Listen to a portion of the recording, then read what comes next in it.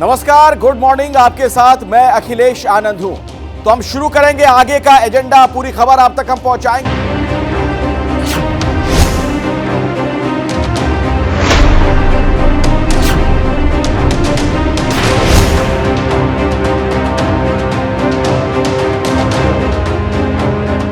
और अभी की सबसे बड़ी खबर सबसे पहले मैं आपको बता दूं, सुल्तानपुर लूट के एक और आरोपी का एनकाउंटर।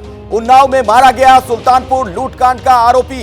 एसटीएफ और उन्नाव पुलिस के साथ एनकाउंटर में ढेर कर दिया गया है। खबर हमें यह मिल रही है कि लूट के बाद से फरार था यह बदमाश अनुज प्रताप सिंह। अनुज प्रताप सिंह पर 1 लाख का इनाम भी घोषित किया गया था।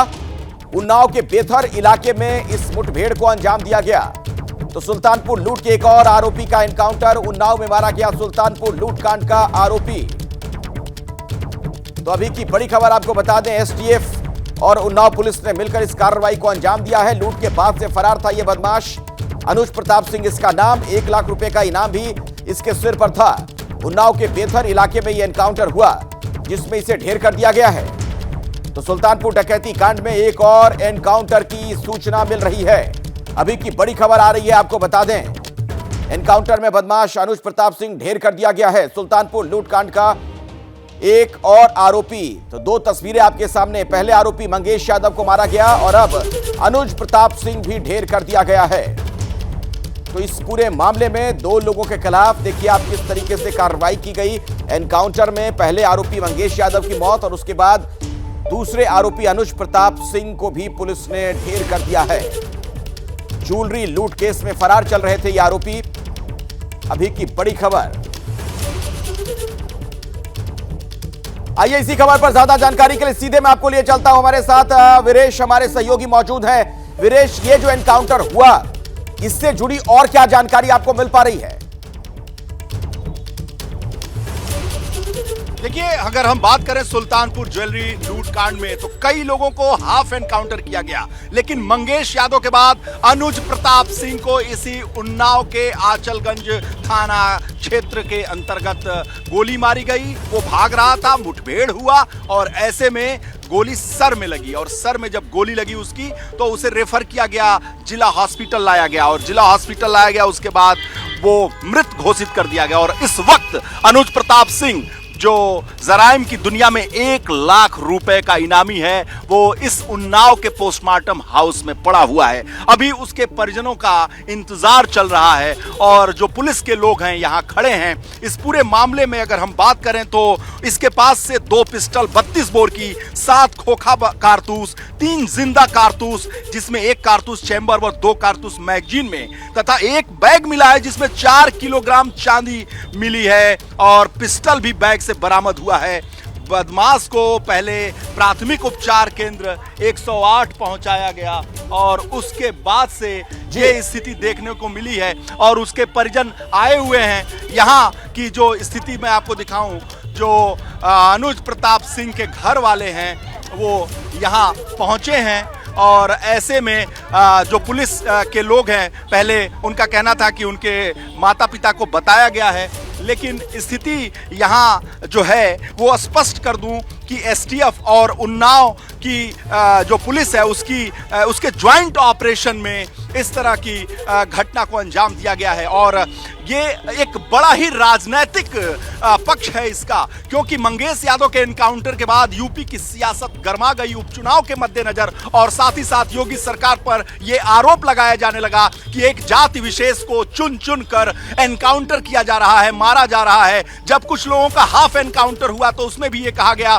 कि कुछ लोगों को हाफ एनकाउंटर किया जाता है, कुछ लोगों को सरेंडर करा दिया जाता है। लेकिन अनुज प्रताप सिंह की एनकाउंटर में मौत के बाद सियासत अब एक अलग करवट ले रही है, क्योंकि यूपी में उपचुनाव होने हैं और कोई भी काम यहां बिना सियासत के नहीं होती है। सबसे ज्यादा वही सवाल आपसे पूछ रहा हूं। तस्वीरें तो आप वहां से दिखाते रहिए, लेकिन पिछली बार हमने देखा था जाति वाला एंगल ढूंढ लिया गया था, जाति को लेकर कई गंभीर आरोप लगाए गए थे। अब इस एनकाउंटर को लेकर भी कोई प्रतिक्रिया मिली है क्या? देखिए, प्रतिक्रिया अभी आने वाली है।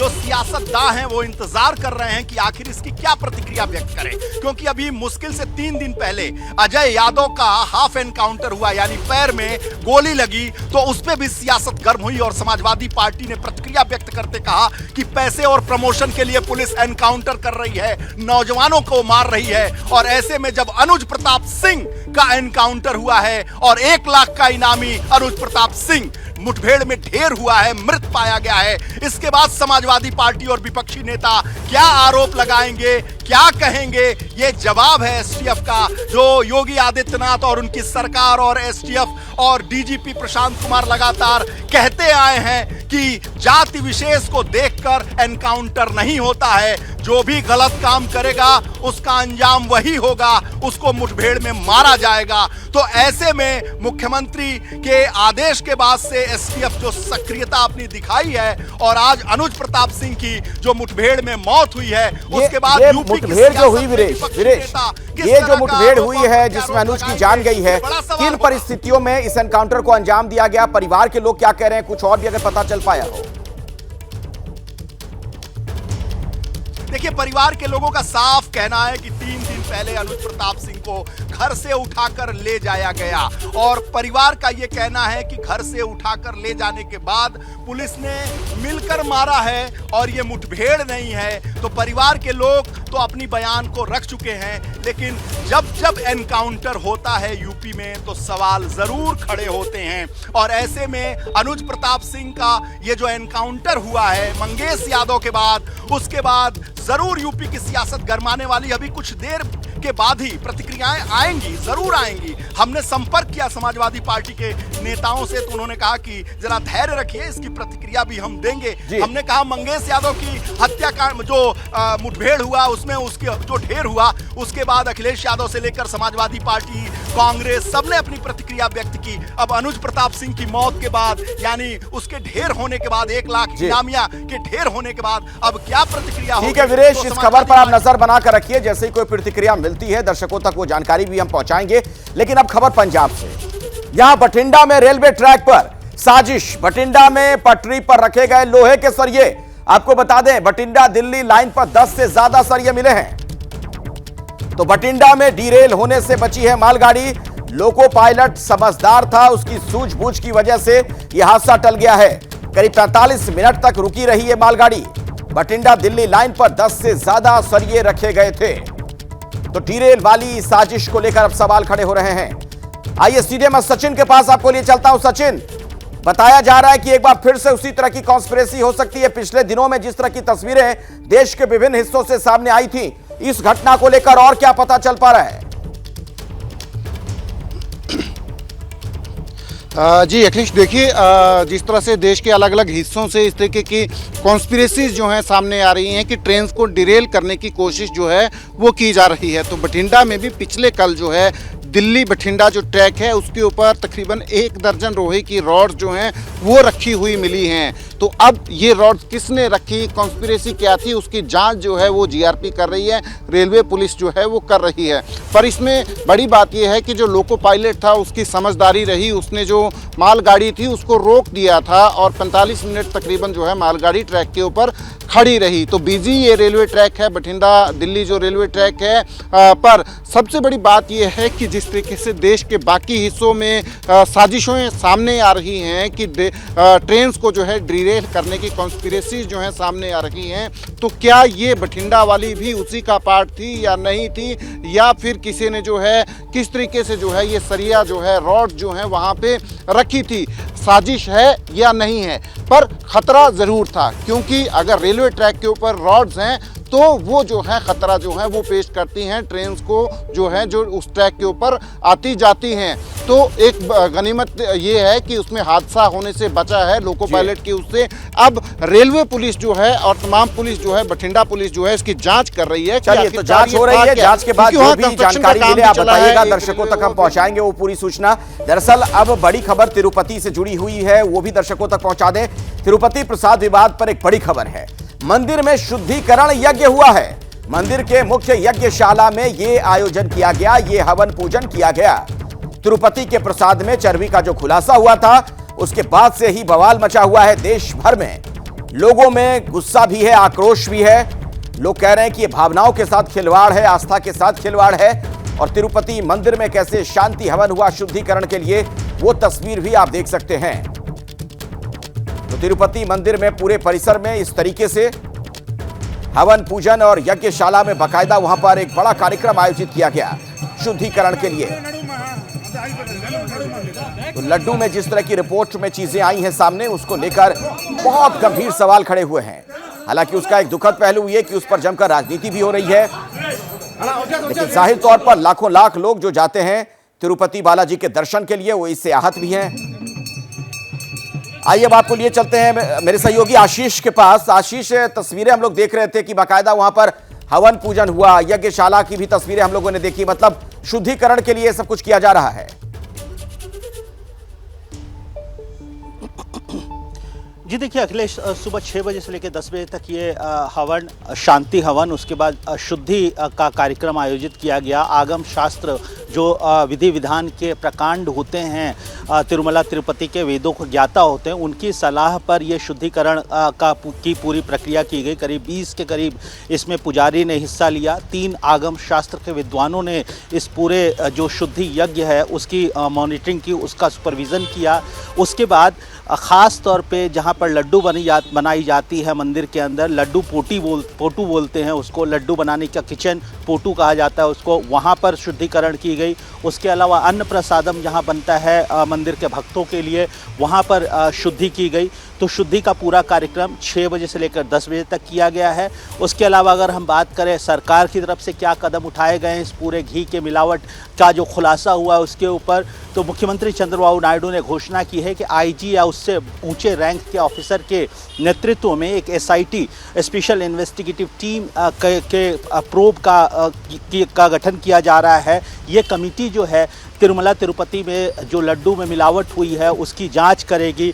उसमें दोषी अगर कोई पाया जाता है तो उसके ऊपर कार्रवाई की अनुशंसा करेगी। तो कहीं ना कहीं एक क्रिमिनल जो प्रोसीडिंग है इस पूरे मामले में, एक आपराधिक जो न्यायिक प्रक्रिया है उसकी शुरुआत चंद्रबाबू नायडू मुख्यमंत्री ने कर दी। धन्यवाद आशीष इस पूरी जानकारी के लिए आपका। तो आपने देखा कि वहां मंदिर परिसर में कैसे हवन पूजन किया गया और शुद्धिकरण के लिए ये पूरा प्रयोजन वहां पर आयोजित किया गया था। अब खबर बिहार से है, जहां समस्तीपुर में पुल का हिस्सा गिर गया।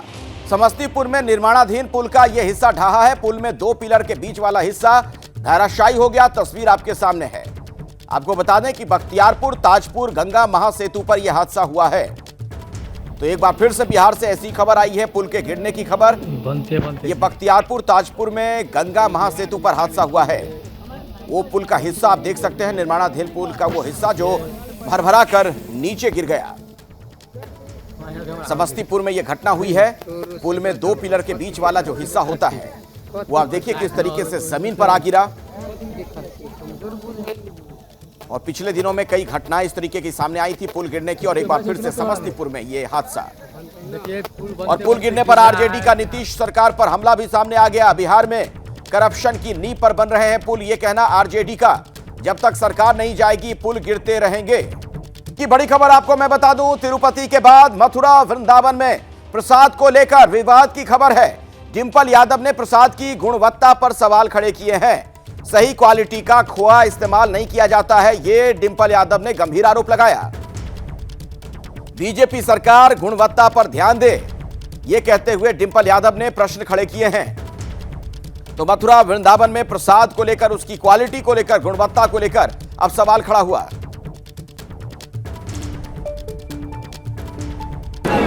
मैं समझती हूँ क्योंकि जो घी आ रहा था वो घी इंपोर्ट होके आ रहा था बाहर से, और जब ये बाहर से इंपोर्ट होके आ रहा था तो ये जो जांच बैठी है तो ये बहुत ही गलत बात है, फूड अडल्ट्रेशन की बात है।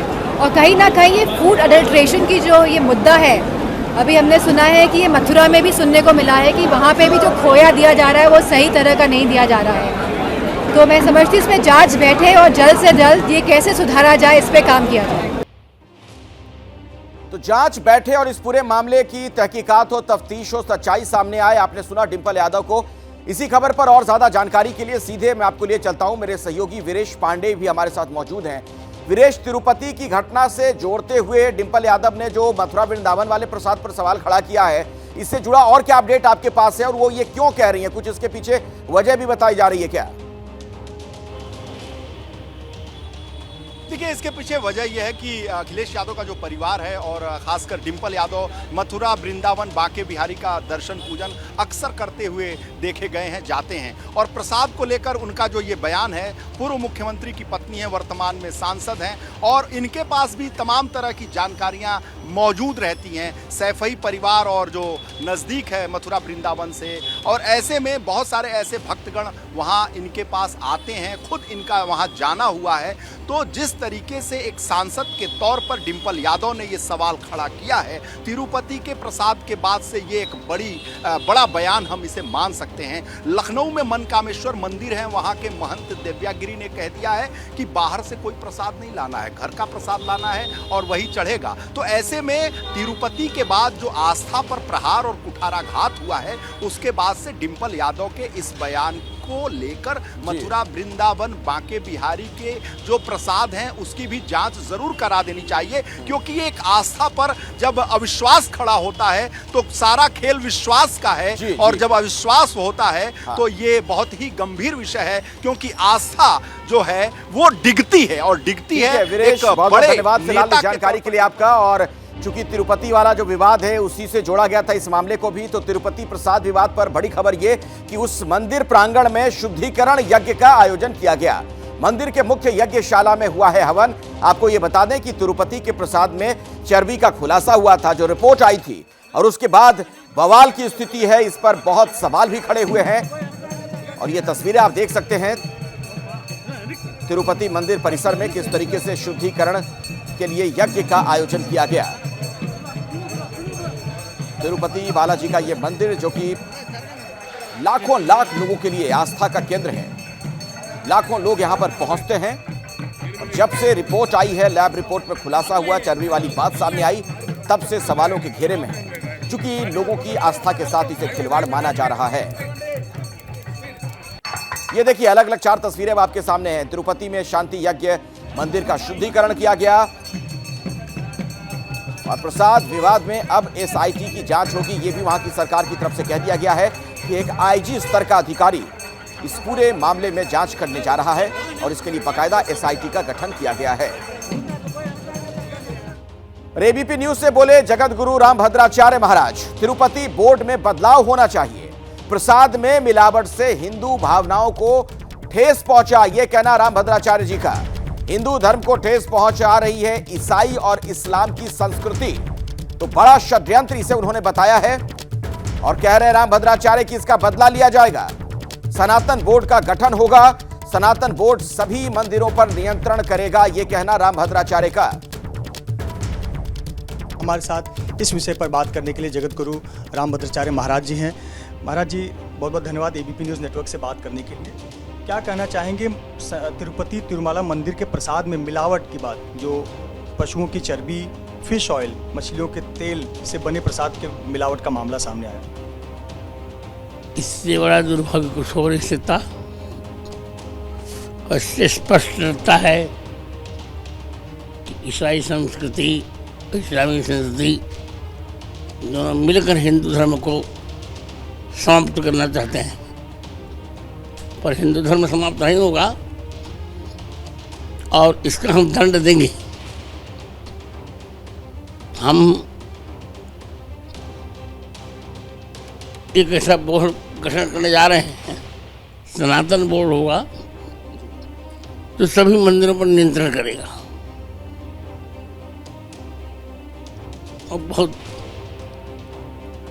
और इस अपमान का भी हम बदला लेंगे समय आने पर।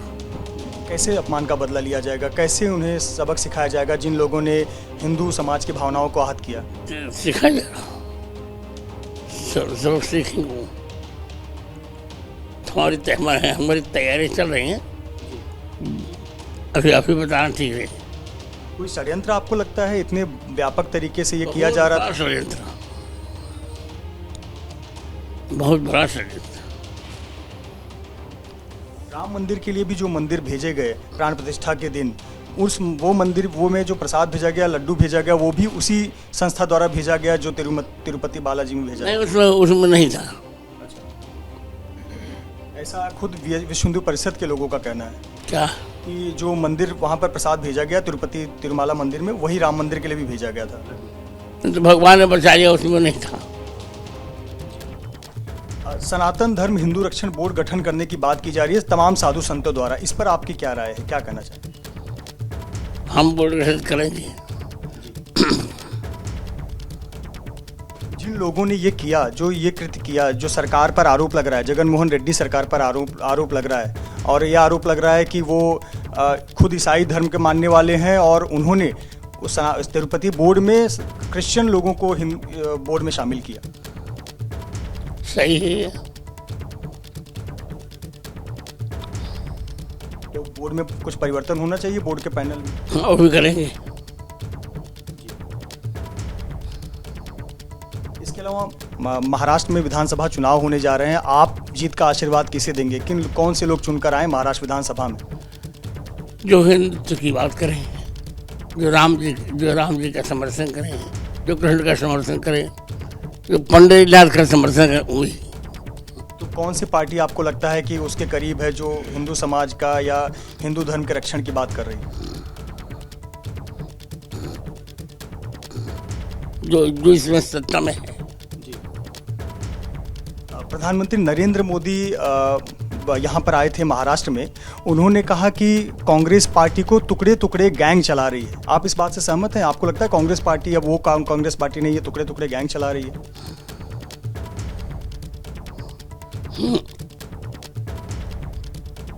सही कहा मोदी जी ने।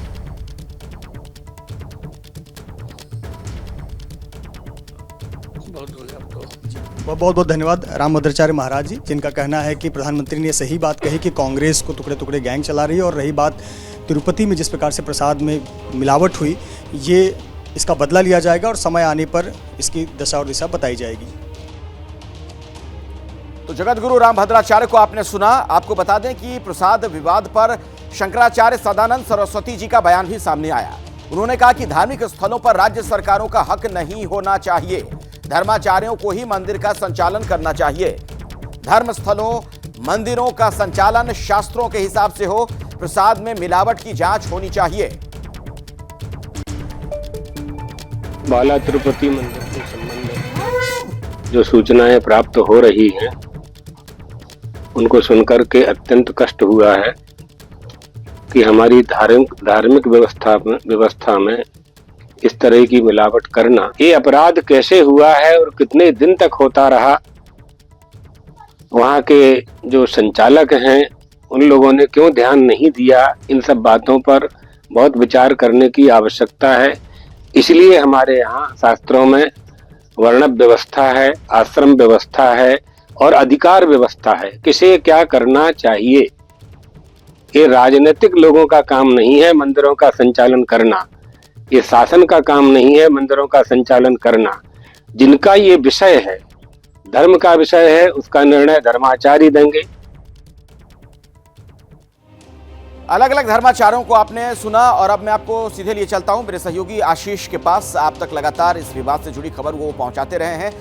आशीष, अब एक नई चर्चा छिड़ गई है कि संचालन कैसे हो इन मंदिरों का, जो ट्रस्ट हैं या तमाम चीजें हैं। कुछ लोग तो कह रहे हैं कि सरकार करे, उसकी वकालत की जा रही है। कुछ लोगों का कहना है कि धर्माचार्य करें, एक सनातन बोर्ड का गठन किया जाए। अभी का वहां का क्या प्रारूप है और ये चूक कहां से नजर आ रही है? जी देखिए, हमें समझना होगा, दक्षिण भारत के जो राज्य हैं, यहाँ पर मंदिर जो हैं वो सरकार के अंतर्गत डायरेक्टली नहीं आते हैं।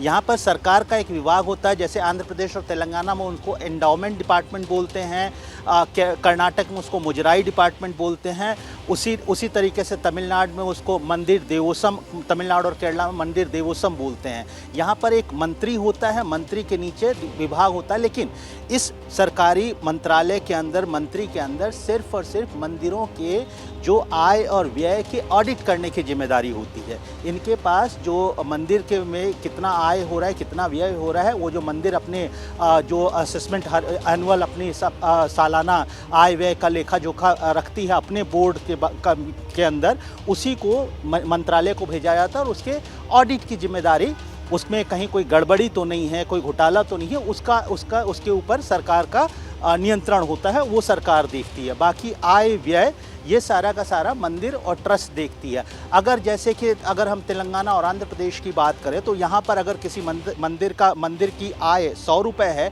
तो उस 100 रुपये को मंदिर के ऊपर ही खर्च किया जाएगा। वो इंडोमेंट डिपार्टमेंट वो सिर्फ और सिर्फ उसी 100 रुपये का खर्च भी जो है मंदिर के ऊपर ही होगा। हिंदू धर्म, सनातन धर्म की रक्षा और उसकी प्रमोशन के लिए ये रुपए खर्च किए जाएंगे, ये नियम है। रही बात तिरुमला तिरुपति देवस्थानम बोर्ड की, तो तेलुगु देशम सरकार बनने के बाद बोर्ड के तत्कालीन चेयरमैन तिरुपति के विधायक थे भूमना करुणाकर रेड्डी, जो चुनाव हार गए, उन्होंने अपने अध्यक्ष पद से इस्तीफा दे दिया। अध्यक्ष का पद खाली है टीटीडी बोर्ड का, उसके अलावा मेंबर्स भी जो हैं वो भी पोस्ट खाली है। अभी कार्यकारी अधिकारी जे श्यामल राव उसकी। चलिए, वक्त फिलहाल इतना ही। आशीष, बहुत बहुत धन्यवाद इस पूरी जानकारी के लिए आपका। हरियाणा विधानसभा चुनाव से जुड़ी अभी एक बड़ी खबर आ रही है। कांग्रेस उम्मीदवार नीरज शर्मा ने डिप्टी सीएम पर दावा कर दिया है। नीरज शर्मा के दावे का वीडियो वायरल हुआ है। इस वीडियो में खुद को डिप्टी सीएम का दावेदार वो बताते नजर आ रहे हैं। आपको बता दें कि फरीदाबाद एनआईटी से कांग्रेस के उम्मीदवार हैं नीरज शर्मा।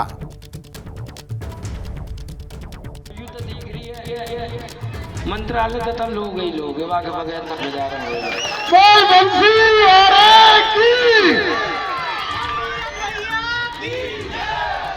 कैबिनेट मिनिस्ट्री लोगे कि डिप्टी सीएम? न सीएम तो हुड्डा साहब ठीक है, मैं डिप्टी सीएम ठीक है। हुड्डा साहब पिताजी की जगह है और जब तक बाप जिंदा हो बेटा का कोई हक ना बाप की कुर्सी की तरफ देखने को भी। और भैया बाहर से आके बस रहे डिप्टी सीएम बन जाए, यूँ बतेरो लालच उतना करना चाहिए जितना परमात्मा दे दे, नहीं तो लालच बुरी बला है। तो नेताजी को आपने सुना और सीधे अब चल लेते हैं सचिन के पास। हमारे सहयोगी आपको नजर आ रहे हैं। सचिन, अब तक सीएम पद को लेकर दावेदारी हो रही थी, अब डिप्टी सीएम को लेकर भी इस तरीके के बयान आने शुरू हो गए हैं। जी देखिए, ये नीरज शर्मा पहले नहीं है जिन्होंने डिप्टी सीएम पद के ऊपर दावेदारी कांग्रेस में की है। इससे पहले चिरंजीव राव जो हैं उन्होंने भी दावेदारी की है। तो सरकार जो है, सरकार बेशक अभी नहीं बनी है, पर कांग्रेस में दावेदार जो हैं मुख्यमंत्री और डिप्टी सीएम पद के लिए, वो जो हैं वो अभी से जो है अपनी जुगत जो है, अपनी दावेदारी जो है वो पेश कर रहे हैं। पहले मुख्यमंत्री पद को लेकर दावेदारी थी, जिसमें हमने देखा कुमारी शैलजा जो हैं वो दावेदारी करती थी, जो अभी प्रचार में नज़र नहीं आ रही हैं। तो चीफ मिनिस्टरशिप को लेकर जो है रेस जो है उस पर थोड़ी सी जो है लगाम लगी है। तो अब डिप्टी सीएम को लेकर जो है वो नेता जो हैं वो दावेदारी कर रहे हैं। दो नेता तो फिलहाल अपनी दावेदारी जो है वो। ठीक है सचिन, मैं आता हूं आपके पास दोबारा। हरियाणा में विधानसभा चुनाव के लिए जोरदार प्रचार भी जारी है और इस बीच एक बड़ी खबर मैं आपको बता दूं कि प्रचार युद्ध में दिग्गज उतरने वाले हैं। हरियाणा में आज 2 रैलियां होनी हैं।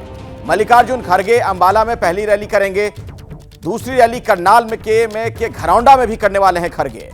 तो आप देख रहे हैं प्रचार में पूरी ताकत हर पार्टी लगाती हुई नजर आ रही है। तो करनाल के घरौंडा में भी खड़गे की रैली होनी है। तो कांग्रेस के समर्थन में वोट मांगने के लिए कांग्रेस के अध्यक्ष खुद भी अब मैदान में हैं। हरियाणा में आज 2 उनके कार्यक्रम बताए जा रहे हैं। अंबाला में पहली रैली है मल्लिकार्जुन खड़गे की। और अभी एक और बड़ी खबर आपको हम बता दें। दरअसल खड़गे की रैली में शैलजा के शामिल होने को लेकर सस्पेंस है।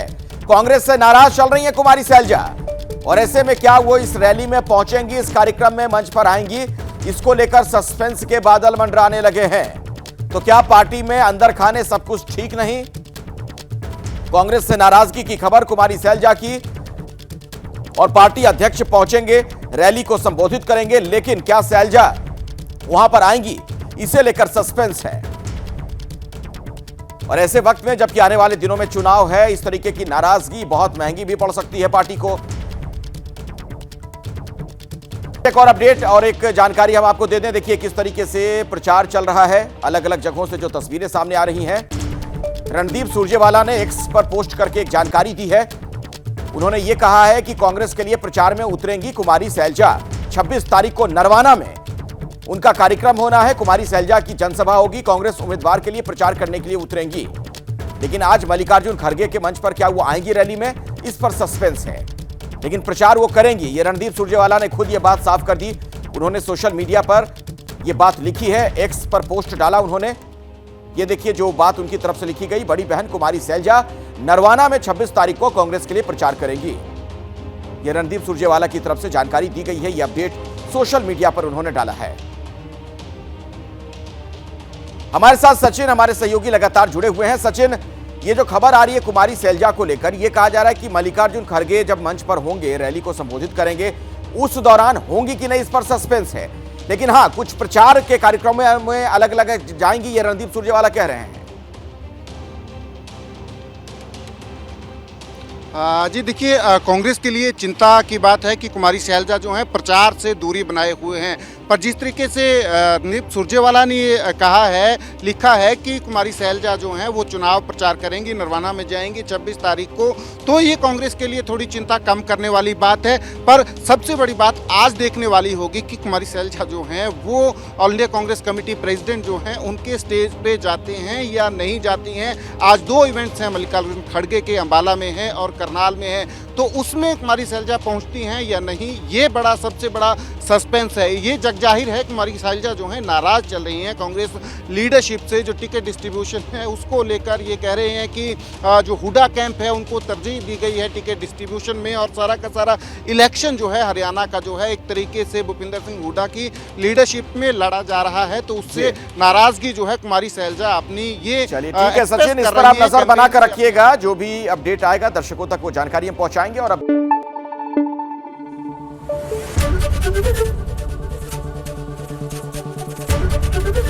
एबीपी न्यूज आपको रखे आगे।